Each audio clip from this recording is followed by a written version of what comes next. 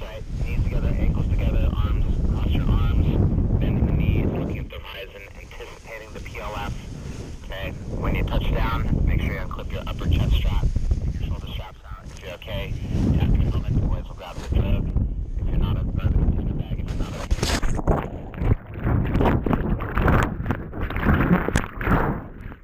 Hello, Jeff here. Welcome to my SIV course. So that was the completion of the 3-day event, our reserve toss into the water. So we're out at Lake Berryessa. They hook you up on a line. You boat driver signals he's ready. You bow to signify that you're ready. And then the boat takes off. And then they start adding some drag to the line. Once you feel the drag in the line from there, you just do a normal forward launch.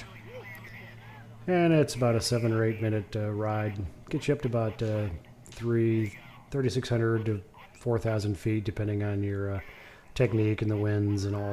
This is one of the landings. It was kind of an interesting landing area. Came in a little hot on this one, but I managed to save the landing.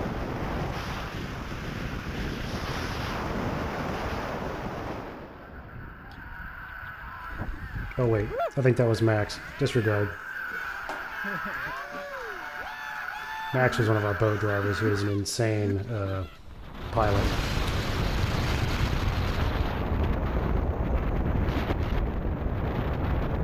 Okay, so this is coming off the tow here. You see me disconnecting the tow bridle, stowing both of those in a safe location.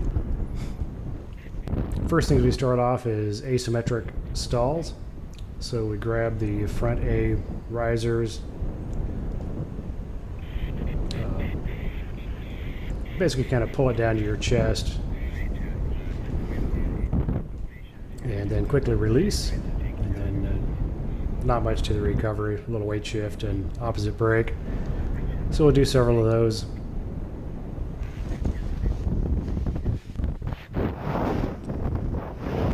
On these first few ones I realized I was holding it down too long. I should have just snatched it to my chest and immediately released. So I was making it a little more dramatic than I needed to do.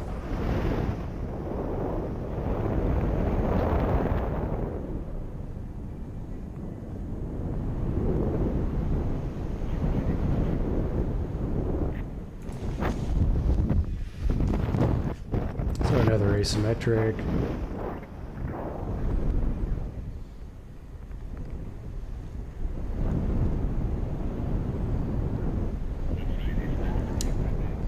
Got to pay attention to where the winds are blowing you and roll to your landing area.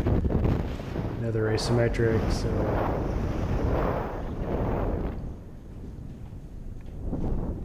next on the agenda should be full frontal.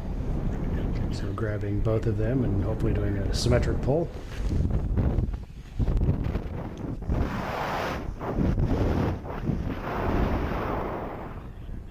Pretty straightforward. Looks like on the right side of the wing there's some sort of a line thing. You see a little bit of a deformation in the right side of the wing, but the next full stall, or the next asymmetric front collapse takes care of that.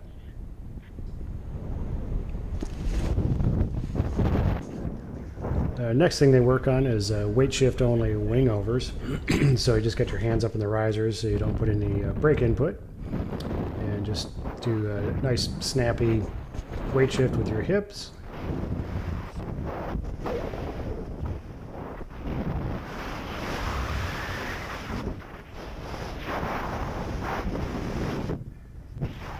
Fairly easy to go pretty big on these without too much effort, as long as your timing is good.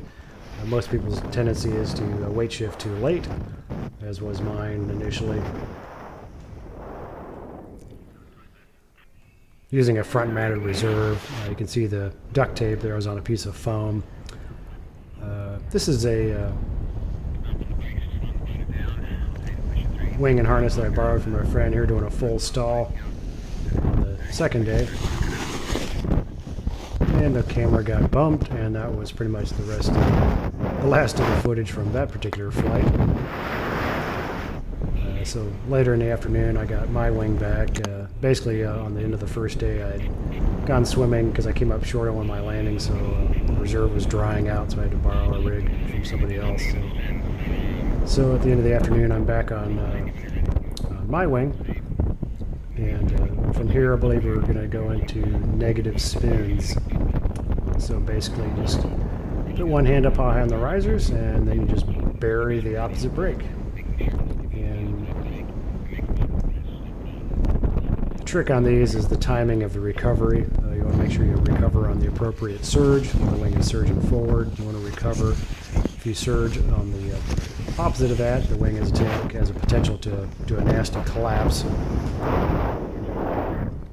We use the negative spin as a typical setup for your reserve toss in the last day. Unfortunately, I was never able to. We were trying to intentionally screw up the recovery, and I was not successful in making a cravat. Negative spins were kind of fun. There's no other SIV courses, according to Gabe, that do those because of the potential for bad things happening, but it's one of those things where you have to learn when to recover at the appropriate time, and so in this environment it worked very well. So here we're going into a full stall.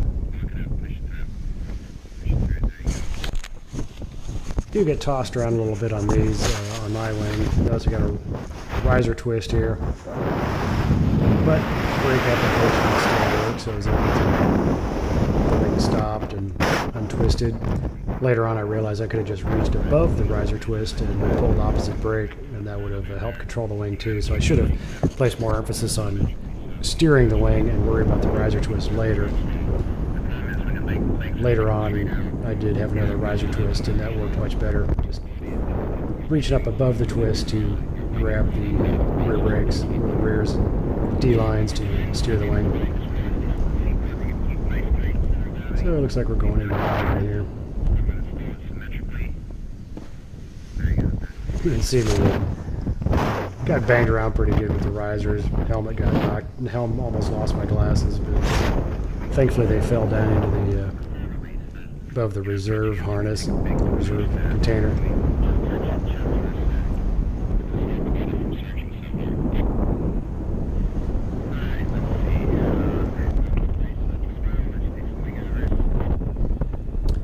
Looks like a morning flight. Probably going to go in and do a SAT here. I think this is my first one. Not too bad. It was a little spirally, so the G's were a little higher than I'd like. My brake input was just a little bit behind.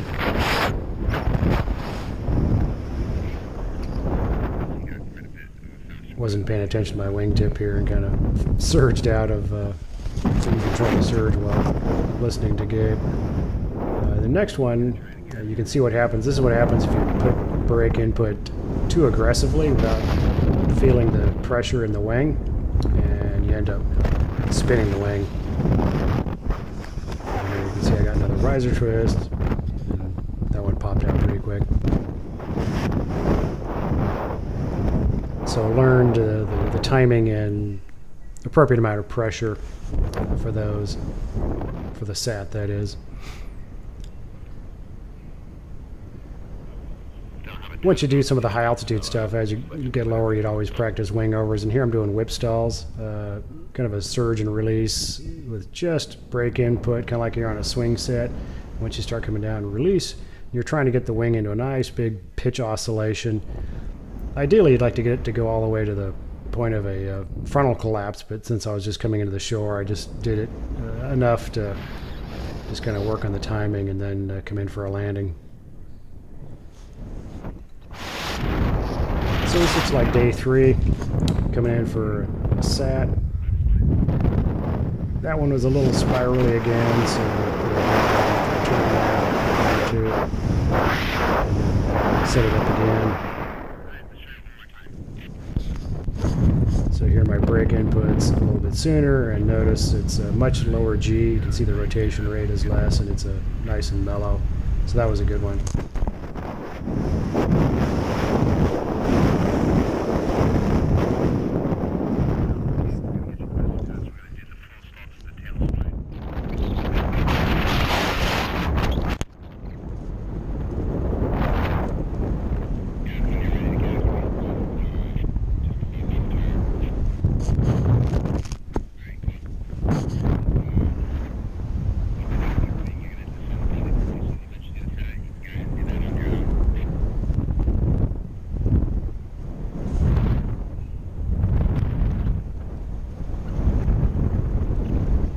looks like another sat here. Exited pretty quick.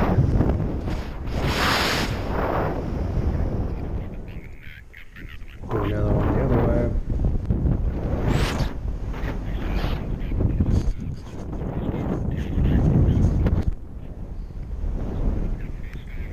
Now we're doing a full stall. And wait a good 3 count for it to get done with its oscillations and hopefully release some of the brake pressure. So an attempt to do a back fly here. So probably could have left off a little bit of brake pressure to get the wingtips a little open, but during that time the wing's actually flying backwards, so that was kind of cool. A little bit of a cravat there, pop it out.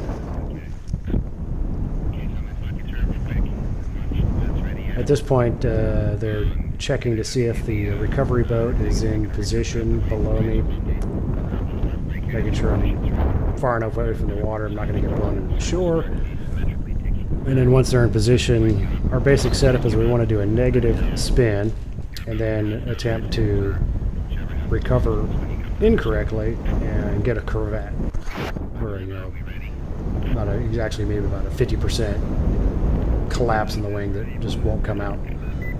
Unfortunately, I think I was a little impatient with setting up the recovery, and it never was able to never collapse. So I tried it a couple times, and it was kind of interesting because I basically tried to beat hell out of the wing here, just rip it in full brake, put it in a negative spin, gonna let it recover, and I got nothing.